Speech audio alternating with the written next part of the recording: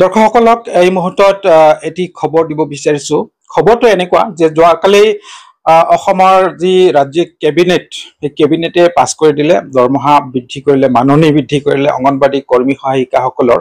ইয়াত আছে অসম ৰাজ্যিক অংগনবাদী কৰ্মী সহায়িকা সন্থাৰ সভানেত্ৰীগৰাকী ইয়াত আছে, জয়মতী দাস বাইদেউ ইয়াত আছে।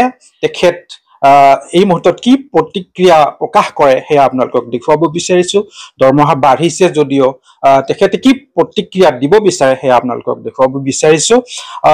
আৰু লগতে আন এগৰাকী কৰ্মী আছে, অংগনবাদী কৰ্মী আছে, মমতা বাইদেউ, তেখেতসকলৰ পৰা দুআষাৰ জানিব বিচাৰিছো। বাইদেউ, কালি যিহেতুকে কেবিনেটে পাছ কৰিলে, মুখ্যমন্ত্ৰীয়ে সংবাদমেল যোগে ঘোষণা কৰি দিলে, দৰমহা বৃদ্ধি বা মাননি বৃদ্ধিৰ ঘোষণা কৰিলে।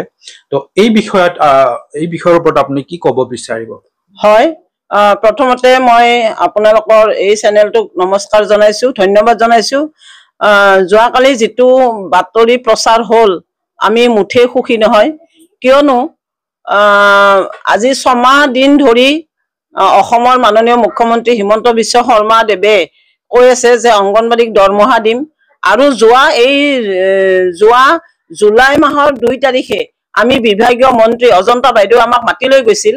তাতেও আমি কৈছিলো যে আমাৰ মাননিটো CM ছাৰে বৃদ্ধি হোৱা বুলি কৈ আছে, কিমান হ'ব আৰু কেতিয়া হ'ব।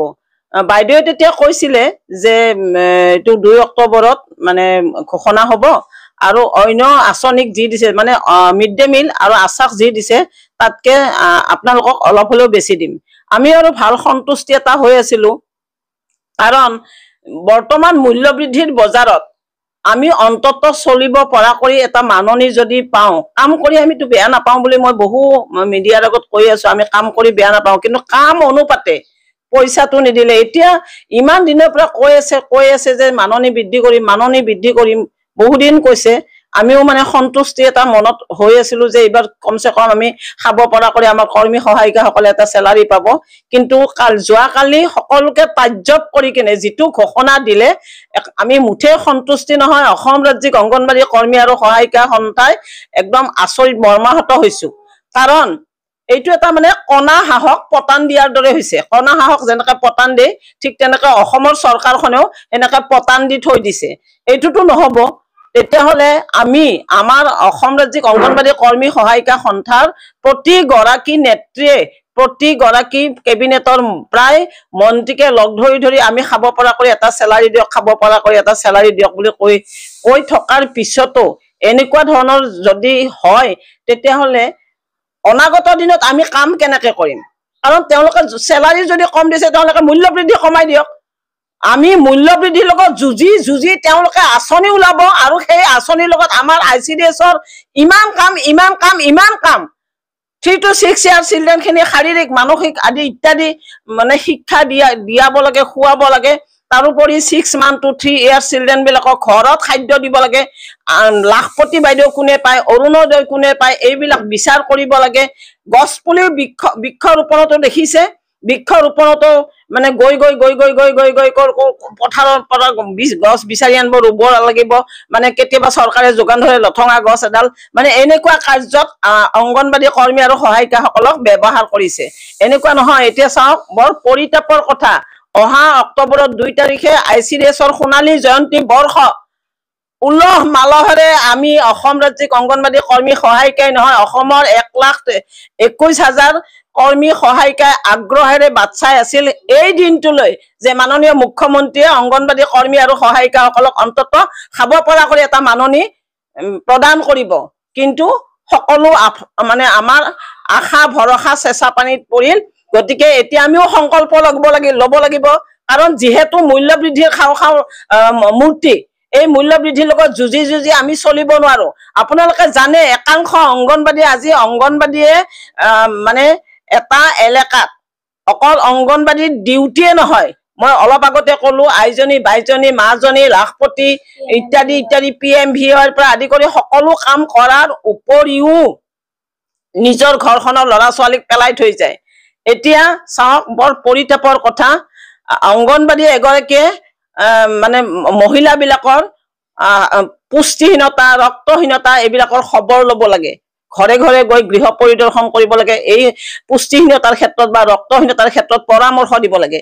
কিন্তু সন্ধিয়া যেতিয়া আহি অংগনবাদী কৰ্মীগৰাকী ঘৰ সোমায় তেতিয়া তেওঁ নিজেই ৰক্তহীনতাত পৰি যায়, তেওঁ নিজে তেওঁৰ সন্তানটো পুষ্টিহীনতাত পৰি যায়। গতিকে এইবিলাক সমস্যা যদি দূৰ নকৰে অসমৰ চৰকাৰখনে, অনাগত দিনত আমি আৰু অসম ৰাজ্যিক অংগনবাদী কৰ্মী সহায়িকাই হাত সাৱটি বহি নাথাকে।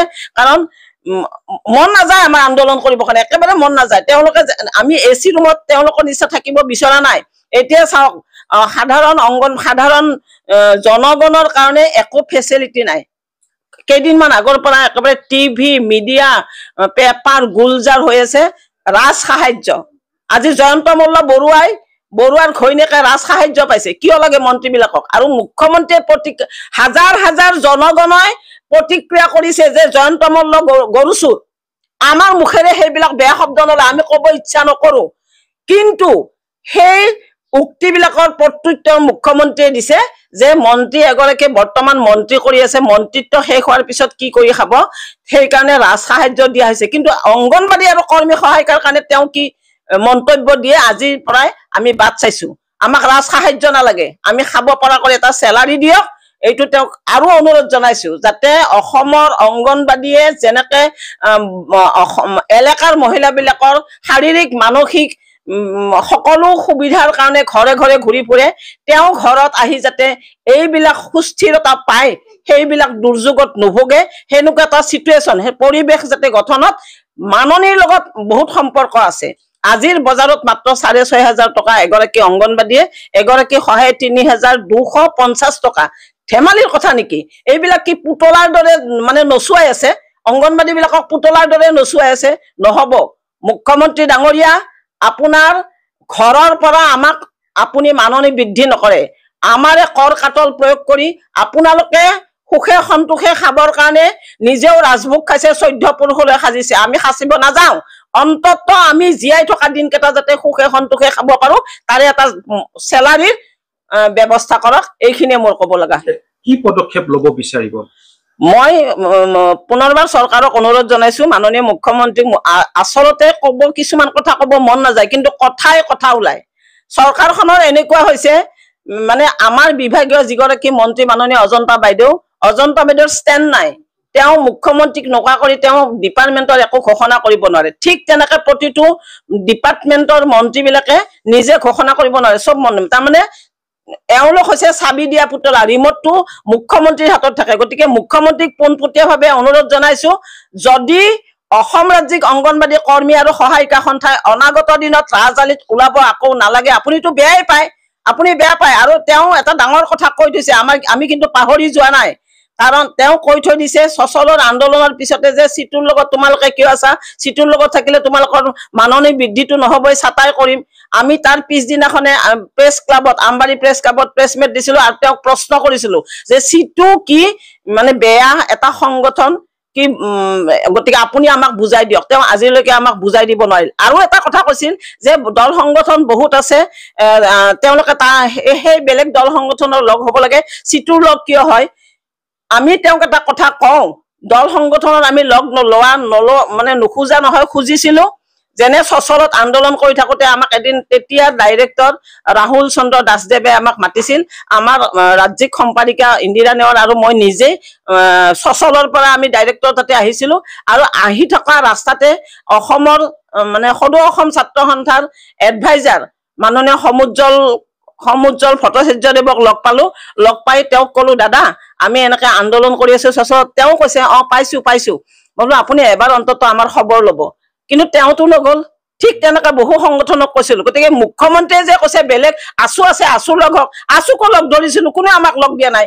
CITUৱে আমাক ধুই পখালি তুলি তালি ষ্টেম্প দিছে, ডাঙৰ কৰিছে। আমি কেনেকে পইচা খুজিব লাগে, মানে দুখত পৰিলে কেনেকে কথা কব লাগে, সেইটো দিছে। আৰু মোৰ বোধেৰে CITU এক অস্পৃশ্য দল নহয়, কাৰণ তেওঁ আজি অসম ৰাজ্যিক অংগনবাদী কৰ্মী আৰু সহায়িকা সন্থাই নহয়, সমগ্ৰ ভাৰতবৰ্ষত যিটো অল ইণ্ডিয়া ফেডাৰেশ্যন আছে তেওঁলোকেও CITUৰ লগত দপদপকৈ আছে আৰু বিভিন্ন ৰাজ্যত তেওঁলোকে সা সুবিধা আদায় কৰি আছে। গতিকে আমি CITUৰ লগত আছো। পুনৰবাৰ কৈছো, CITUৱে আমাক একো কৰা নাই।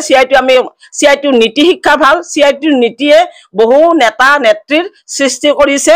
অনাগত দিনত আমি CITৰ দিহা পৰামৰ্শতে চলিম, কিন্তু মাননীয় মুখ্যমন্ত্ৰীয়ে খাব পৰা কৰি চেলাৰীটো আমাক দিয়ক। এই আমাৰ অসম ৰাজ্যিক অংগনবাড়ী কৰ্মী আৰু সহায়িকা সন্থাৰ বিনম্ৰ অনুৰোধ। ধন্যবাদ।